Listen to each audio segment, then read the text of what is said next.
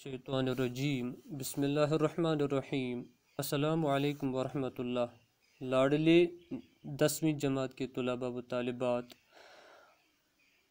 آج ہم سید شبیب رضوی کی 2 غزلوں کے حوالے سے بات کریں گے۔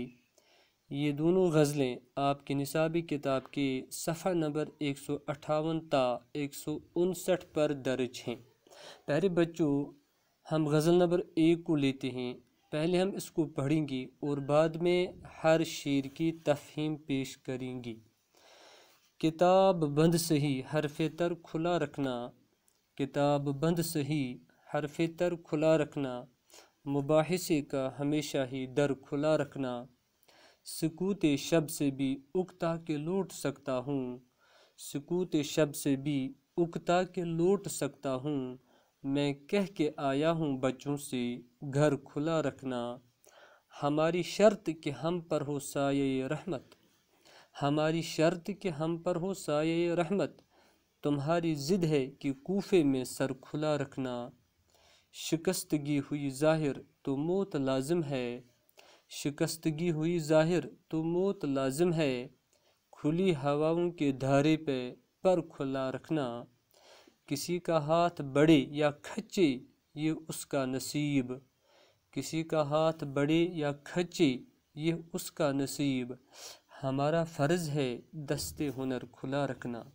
پیارے بچوں، اس غزل کے قافیے ہیں تر، در، گھر، سر، پر، ہنر۔ اسی طرح کھلا رکھنا کھلا رکھنا اس غزل کی ردیف ہے۔ ہم پہلے شعر کی تفہیم پیش کریں گے۔ نمبر 1، کتاب بند صحیح حرف تر کھلا رکھنا، مباحثے کا ہمیشہ ہی در کھلا رکھنا۔ کتاب بند صحیح حرف تر کھلا رکھنا، حرف تر سے مراد ہے گفتگو اور کلام۔ اسی طرح مباحثہ بحث کرنا، در بمانی دروازہ۔ غزل کے اس پہلے شعر میں شاعر سید شبیب رضوی اپنے دوست سے مخاطب ہو کر فرماتے ہیں کہ اے میرے دوست، چلو تو نے مجھے اپنے دل سے نکالنے کا فیصلہ کر ہی لیا، یعنی آپ مجھے اب اپنے دل میں جگہ دینے والے نہیں ہو، کوئی بات نہیں، ٹھیک ہے، لیکن میرے ساتھ کلام کا، گفتگو کا سلسلہ ترک مت کر دینا۔ اسے کیا ہوگا؟ جب آپ میرے ساتھ گفتگو کرو گے، جب آپ میرے ساتھ بات چیت کرو گے تو کیا ہوگا؟ مجھے امید ہے کہ گفتگو یا بات چیت کے ذریعے میں اپنی صفائی پیش کرنے میں ضرور کامیاب ہو جاؤں گا۔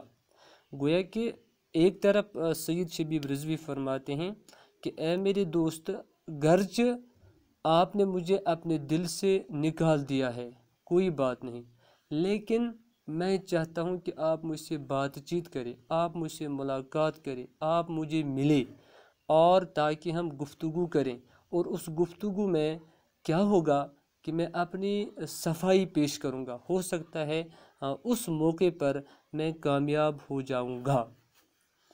سکوت شب سے بھی اکتا کے لوٹ سکتا ہوں، میں کہہ کے آیا ہوں بچوں سے گھر کھلا رکھنا۔ سکوت شب بمانی سکوت بمانی خاموشی، شب بمانی رات، یعنی سکوت شب کے معنی ہیں رات کی خاموشی۔ اکتا جانا، اکتا کے لوٹ سکتا ہوں، یعنی اکتا جانا کے معنی ہے تنگ آ جانا۔ تو اس شعر میں، غزل کے اس دوسرے شعر میں شاعر اپنی اکتاہٹ کا ذکر کرتے ہوئے فرماتے ہیں کہ میں زندگی سے بہت اکتا گیا ہوں، کہ میں زندگی سے بہت تنگ آ چکا ہوں، اب میں کیا کرنا چاہتا ہوں کہ میں زندگی سے دور، خاموشی، اکیلے اور تنہائی میں کچھ دیر کے لیے رہنا چاہتا ہوں، کچھ دیر کے لیے وقت گزارنا چاہتا ہوں، لیکن ہو سکتا ہے کہ رات کی خاموشی سے بھی میں تنگ آ جاؤں۔ تو اس بات کو مد نظر رکھ کر میں نے اپنے بچوں سے کہہ کے رکھا ہے کہ وہ گھر کا دروازہ کھلا رکھیں، اس طرح سے میں گھر واپس بھی آ سکتا ہوں۔ یعنی شاعر سید شبیب رضوی فرمانا چاہتے ہیں کہ میں زندگی سے بہت تنگ آ چکا ہوں، زندگی کے ان حالات کو دیکھ کر، اس سوسائٹی کو دیکھ کر میں بہت تنگ آ چکا ہوں۔ اب میں خاموشی میں، تنہائی میں اپنی زندگی گزارنا چاہتا ہوں، یا کچھ دیر کے لیے رہنا چاہتا ہوں، لیکن ہو سکتا ہے رات کی خاموشی سے بھی میں تنگ آ جاؤں، اکتا جاؤں۔ تو اس بات کو پیش نظر رکھتے ہوئے میں نے کیا کیا ہے، اپنے بچوں سے میں نے یہ کہہ دیا ہے کہ اپنے گھر کا دروازہ کھلا رکھنا، تاکہ جب میں وہاں تنگ آ جاؤں، رات کی خاموشی کی وجہ سے اکتا جاؤں، اور میں اپنے گھر کی طرف لوٹ جاؤں، اور اس طرح میں اپنے گھر واپس آ سکتا ہوں۔ ہماری شرط کہ ہم پر ہو سایہ رحمت، تمہاری ضد کہ کوفے میں سر کھلا رکھنا۔ اس شعر میں شاعر شبیب رضوی کربلا کی جانب اشارہ کرتے ہوئے فرماتے ہیں کہ کربلا میں حضرت زینب رضی اللہ تعالیٰ عنہا اپنے بھائی امام حسین علیہ السلام کے پاس ننگے سر اور برہنہ پاؤں دوڑ کے چلی جاتی ہے، اور کہتی ہے کہ بھائی جان دیر نہ کرو، اللہ کے راستے میں لڑنے کے لیے تیار ہو جاؤ۔ اس پر امام حسین علیہ السلام جواب دیتے ہوئے فرماتے ہیں کہ یہی ہم پر خدا کا سایہ ہے اور خدا کی رحمت ہے، تمہیں دوڑ کر آنے کی ضرورت کیوں کر محسوس ہوئی۔ یعنی یہاں پر جو سید شبیب رضوی ہیں وہ فرماتے ہیں کہ حضرت زینب رضی اللہ تعالیٰ عنہا اپنے بھائی کے پاس دوڑ کے چلی جاتی ہے، برہنہ سر چلی جاتی ہے، ننگے پاؤں چلی جاتی ہے، اور اسی طرح چلی جاتی ہے، دوڑ کے چلی جاتی ہے، اور اپنے بھائی سے کہتی ہیں کہ بھائی جان جاؤ، جلدی چلے جاؤ، اور اللہ کے راستے میں لڑنے کے لیے تیار ہو جاؤ۔ تو اس پر امام حسین کیا جواب دیتے ہیں؟ فرماتے ہیں کہ اے میری بہن، یہی ہم پر اللہ کا فضل ہے، اور یہ خدا کی رحمت ہے کہ تمہیں دوڑ کر آنے کی ضرورت نہیں تھی، ہم لڑنے کے لیے تیار ہیں دشمن کے خلاف۔ یہ کہنا چاہتے ہیں پیارے بچوں اس شعر کے ذریعے سے سید شبیب رضوی۔ شکستگی ہوئی ظاہر تو موت لازم ہے، کھلی ہواؤں کی دھارے پہ پر کھلا رکھنا۔ شاعر اس شعر میں ہمت اور بہادری پر سخت زور دیتے ہوئے فرماتے ہیں کہ انسان کو ہمت نہیں ہارنی چاہیے، جد و جہد تگ و دو ہر وقت ہر صورت میں انسان کو کرنی چاہیے۔ اگر انسان ہمت ہار جائے تو پھر موت ہی بہتر ہے، اس کے لیے پھر موت ہی بہتر ہے۔ لہٰذا ہمیں زندگی میں پیش آنے والے مصائب، مشکلات کا سامنا ہمت اور بہادری سے کرنا چاہیے۔ گویا کہ جب انسان شکست کھا جاتا ہے تو اس شکستگی سے موت بہتر ہے۔ تو یہاں پر شاعر فرمانا چاہتے ہیں کہ انسان اگر ہمت ہار جاتا ہے تو اس کے لیے موت ہی بہتر ہے۔ تو اصل میں شاعر یہاں اس شعر میں ہمت اور بہادری پر سخت زور دیتے ہیں، اور فرماتے ہیں کہ ہمیں زندگی میں آنے والے مصائب اور مشکلات کا ڈٹ کر ان کا سامنا کرنا چاہیے، بہادری کے ساتھ، ہمت کے ساتھ ان کا سامنا کرنا چاہیے۔ کسی کا ہاتھ بڑھے یا کھچے یہ اس کا نصیب، ہمارا فرض ہے دستے ہنر کھلا رکھنا۔ دستے ہنر، ہنر کا ہاتھ یعنی ہنر مند ہاتھ۔ غزل کے اس آخری شعر میں شاعر انسان کے فراخ دل ہونے کی وکالت کرتے ہوئے فرماتے ہیں کہ ہر شخص کو اس کا وہ ہنر جو اس کے پاس ہے دوسروں تک پہنچانا چاہیے۔ یعنی کہ ہر شخص کے پاس کوئی نہ کوئی ہنر ہے، ہر شخص کے پاس کوئی نہ کوئی خوبی ہے، تو اس ہنر کو، اس خوبی کو دوسروں تک پہنچانا چاہیے، اور اسے وہ ہنر دوسروں کو سکھانے میں بخل نہیں کرنا چاہیے۔ یہ اور بات ہے کہ پھر کوئی سیکھے یا نہ سیکھے، لیکن ہمارے لیے یہ ضروری ہے کہ ہم اپنا دست ہنر ہمیشہ کھلا رکھیں، تاکہ دوسروں کو سکھائیں، تاکہ یہ جو دوسرے لوگ ہیں وہ اس بات کو سمجھیں، اور اس بات کو سمجھنے کے لیے ہمیں کیا کرنا چاہیے؟ ہمیں اپنے دستے ہنر کو کھلا ہی رکھنا چاہیے۔ تو ہمارے پاس جو ہنر ہے، ہمارے پاس جو علم ہے، اس کو دوسروں تک پہنچانا چاہیے۔ غزل نمبر 2، کتنی بھوکی ہے کتنی پیاسی ہے زندگی دشت کربلا سی ہے۔ تو دشت کربلا بمانی وہ صحرا جہاں امام حسین علیہ السلام شہید ہوئے، مطلب ہے کہ سخت مصیبت کی جگہ، اس کو ہم کہتے ہیں دشت کربلا۔ تو گویا کہ اس دوسری غزل کے پہلے شعر میں شاعر نے موجودہ دور کی زندگی کو دردناک، اذیت ناک اور تکلیف دہ قرار دیا ہے، اور فرمایا ہے کہ میری زندگی میں ہر چیز کی کمی ہے، کتنی بھوکی ہے کتنی پیاسی ہے زندگی دشت کربلا سی ہے، کہ میری زندگی میں ہر چیز کی کمی ہے، میری زندگی ایسی بھوکی اور پیاسی ہے جیسے میدان کربلا میں امام حسین علیہ السلام اور ان کے ساتھیوں کی زندگی تھی، ان کے رفقائے کار کی زندگی تھی، یعنی وہ زندگی جو ہر چیز سے محروم تھی۔ یعنی یہاں پر شاعر فرمانا چاہتے ہیں کہ یہ جو موجودہ دور ہے، تو اس کی یہ جو زندگی ہے، یہ جو حالات ہیں، یہ نہایت تکلیف دہ ہیں، اور فرماتے ہیں کہ میری زندگی بھی اسی طرح تکلیف دہ ہے، اسی طرح اذیت ناک ہے کہ میری زندگی میں ہر چیز کی کمی ہے۔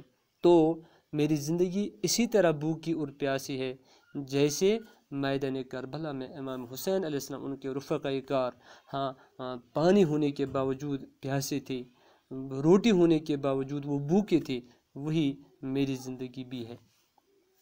سب گئی شمع دل جلائے ہوئے، خیمہ خیمہ بہت اداسی ہے۔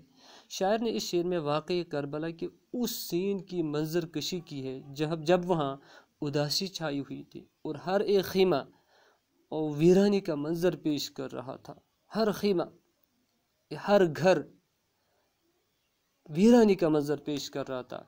تو شاعر فرماتے ہیں کہ کربلا میں جب امام حسین علیہ السلام کے سارے ساتھی، اولاد اور رشتہ دار اس دنیا سے چلے گئے، بہادری کے ساتھ جو انہوں نے لڑا دشمنوں کے خلاف اور وہ شہید ہو گئی، تو ایسے حالات میں پورے کربلا میں اداسی اور ماتم چھا گیا۔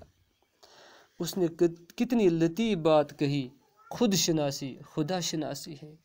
تو یہاں پر پہلے بچوں، شبیب رضوی اس شعر میں خود شناسی کو خدا شناسی کہتے ہیں، یعنی کہ خود شناسی بمانی اپنے آپ کو پہچانا۔ گویا کہ یہ جو ہم نے ایک قول سنا ہے، ایک بات سنی ہے عربی میں، من عرفہ نفسہ فقد عرفہ ربہ، یہ اس کا خوبصورت ترجمہ ہے، یعنی کہ جس نے اپنے نفس کو پہچانا، جس نے اپنے آپ کو پہچانا، جس نے اپنے وجود کو پہچانا، اصل میں اس نے اپنے رب کو پہچانا۔ تو اس شعر کے ذریعے سے بھی شاید یہی کہنا چاہتے ہیں کہ ہر ایک شخص کو اپنی اصلاح کرنی چاہیے، خود کو سنوارنا چاہیے، خود کو ٹھیک کرنا چاہیے، تو پھر کیا ہوگا کہ دوسرے لوگ بھی خود بخود ٹھیک ہو جائیں گے۔ اور جس کسی نے بھی اپنے آپ کو پہچان لیا، اپنے آپ کو جان لیا، اپنے وجود کو پہچان لیا، اس نے دراصل اپنے اللہ کو پہچان لیا، اس نے دراصل اپنے اللہ کا قرب حاصل کیا۔ یہ کہنا چاہتے ہیں شاعر اس شعر کے ذریعے سے، پھیل جائے تو ایک کتاب بنے، پھیل جائے تو ایک کتاب بنے، بات کہنے میں جو ذرا سی ہے۔ تو یہاں پر اس خوبصورت شعر میں زندگی کی حقیقت سے پردہ ہٹانے کی بھرپور کوشش کرتے ہوئے شاعر فرماتے ہیں کہ زندگی یوں تو ہمیں معمولی سی معلوم ہوتی ہے، زندگی ہمیں ایسا لگتا ہے کہ 20 30 50 60 سال گزارنے ہیں، پھر موت ہے، تو یہ زندگی ہمیں معمولی سی معلوم ہوتی ہے۔ لیکن اگر انسان اس زندگی کو بامقصد طریقے پر گزار دے، اچھا ہی اچھا کرے، سب کے ساتھ اچھائی کا برتاؤ کرے، تو اس سے زندگی کے ہر موڑ پر کامیابی سے ہمکنار کر سکتی ہے۔ اس طرح زندگی ایک بہت بڑی کتاب کی مانند ہے۔ یعنی میرے پیارے بچوں، یعنی شبیب رضوی شاعر فرمانا چاہتے ہیں کہ زندگی ہمیں معمولی معلوم ہوتی ہے، تھوڑی معلوم ہوتی ہے، لیکن اگر ہم اس سے تھوڑی سی زندگی کو، تھوڑے سے وقت کو، ان تھوڑے سے سالوں کو، کم وقت کو اگر ہم بامقصد بنانا چاہیں گے، اگر ہم بامقصد اس کو بنائیں گے، اس کو صحیح راستے پر لا کر کھڑا کر دیں گے، تو زندگی کے ہر موڑ پر ہم کامیاب ہو جائیں گے، اور اس طرح یہ زندگی ہمیں معمولی نہیں معلوم ہوگی، بلکہ یہ ایک بہت بڑی کتاب کی مانند ہمیں معلوم ہو جائے گی۔ زندگی خودکشی نہ کر لے کہیں، ہر تمنا خفا خفا سی ہے۔ تو غزل کے مقطع میں شبیب رضوی نے موجودہ دور کی انسان کی لالچ اور بے شمار خواہشات کی طرف اشارہ کرتے ہوئے فرمایا ہے کہ انسان تمناؤں کے جال میں پھنس کے رہ گیا ہے، اور اس کی ساری تمنائیں کبھی پوری نہیں ہوتی۔ انسان کو تسکین ہی نہیں مل رہی ہے، اور اگر یہ حالت رہی تو ڈر ہے کہ زندگی اپنا وجود ہی ختم نہ کر دی۔ یعنی ایک شعر میں غالب نے کہا ہے، ہزاروں خواہشیں ایسی ہیں کہ ہر خواہش پہ دم نکلے، بہت نکلے میرے ارماں لیکن پھر بھی کم نکلے۔ تو پیارے بچوں، یہ جو غزل ہے، تو شاعر نے ان دونوں غزلوں میں کچھ اشعار ایسے لائے ہیں جن میں واقعی کربلا کی طرف اشارہ کیا گیا ہے۔ کربلا انسانی روح کی جد و جہد کا ایک جاویداں استعارہ ہے۔ جب بھی ظلم کی صورتحال پیدا ہوتی ہے اور انسانی روح اس کے خلاف بغاوت کرتی ہے، اس کا مؤثر اور بامانی اظہار اس استعارے کے ذریعے ممکن ہوتا ہے۔ اردو شاعری میں سانحہ کربلا کو ایک شعری استعارے کے طور پر متعدد شاعروں نے بھرتا ہے۔ شبیب رضوی کے یہاں بھی یہ سانحہ ایک شعری استعارے کی صورت میں پیش ہوا ہے۔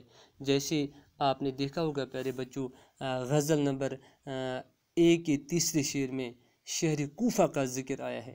کوفہ ہی وہ شہر تھا جہاں ہمشیرہ امام حسین رضی اللہ تعالیٰ عنہ، حضرت زینب، ان کے ہمشیرہ حضرت زینب رضی اللہ تعالیٰ عنہ جب ننگے سر اور برہنہ پا چلنے پر مجبور ہو جاتے ہیں امام حسین کے پاس۔ چلیے پیارے بچوں، یہ ہم نے تھوڑی بہت گفتگو کی سید شبیب رضوی کی ان 2 غزلوں کے حوالے سے۔ آئندہ لیکچر میں ہم مزید گفتگو کریں گے۔ جب تک کے لیے اللہ حافظ۔